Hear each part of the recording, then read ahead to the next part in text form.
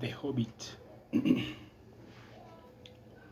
a quiet corner of Middle-earth, nestled in the green hills of the Shire, lived Bilbo Baggins, a hobbit who loved comfort above all else. His days were filled with tea, pipe smoke, and meals taken at regular hours. Adventure was the last thing he desired, yet fate had other plans. One morning, the wizard Gandalf appeared at Bilbo's door, followed by 13 dwarves. He came, and they were led by Thorin Oakenshield, heir to the Lost Kingdom under the Lonely Mountain. They sought a burglar to aid them in reclaiming their homeland from Smaug, a fearsome dragon who had stolen their treasure and destroyed their city of Erebor. Bilbo protested. He wanted to rest and eat. But Gandalf insisted he was the right choice. Reluctantly, Bilbo joined the company, stepping out of his comfortable hobbit hole into a world of danger. Their journey began with trials. In the wild, Bilbo faced trolls who threatened to roast him, but Gandalf tricked them into staying out until dawn, turning them to stone. In Rivendell, the elves revealed moon runes on Thorin's map, showing a secret entrance to the mountain. Crossing the Misty Mountains, the company was captured by goblins. Gandalf rescued them, but Bilbo was separated. Stumbling into a dark cavern where he met Gollum, a strange, sinister creature. Bilbo and Gollum engaged in a riddle contest. If Bilbo won, Gollum would show him the way out. If he lost, Gollum would eat him. Bilbo triumphed, but in the process discovered a small golden ring that Gollum had lost, slipping it onto his finger. Bilbo realized it made him invisible.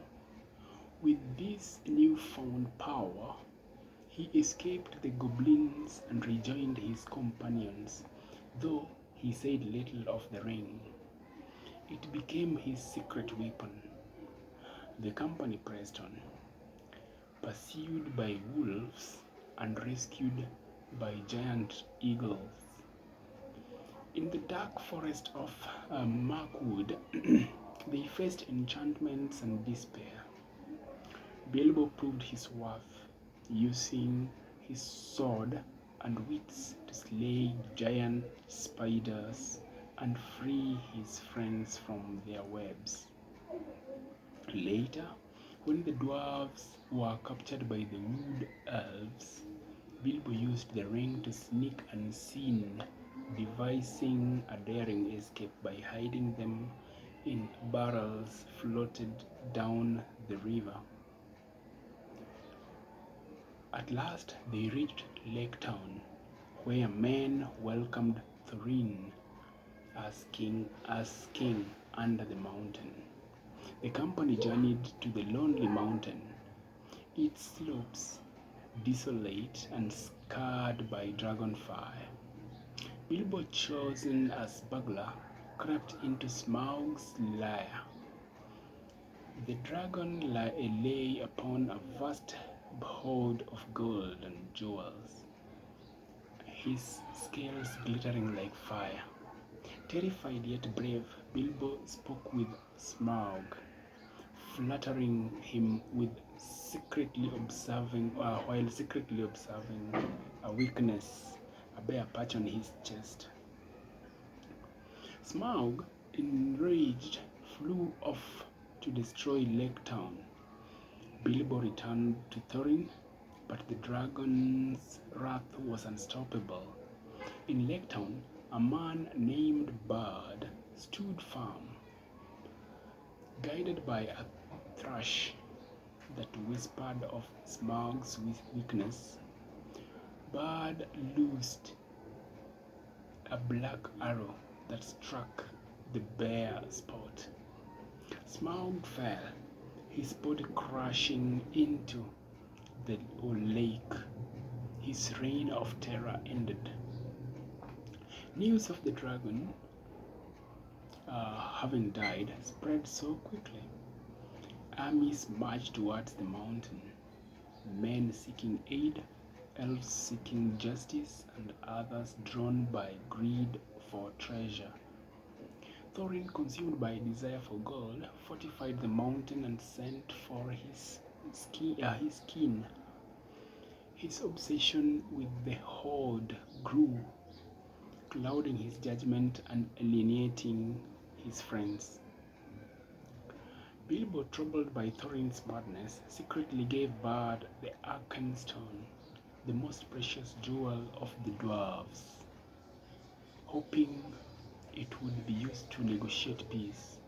When Thorin discovered Bilbo's act, he was furious, banishing him from the mountain.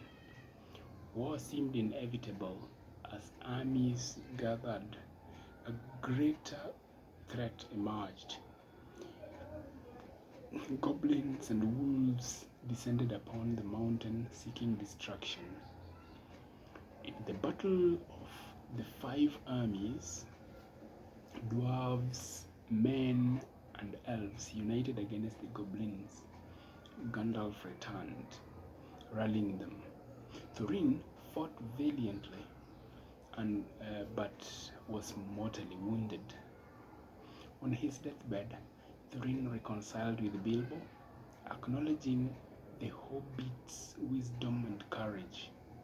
If more of us valued food and cheer and song above hoarded gold, he said, it would be a merrier world.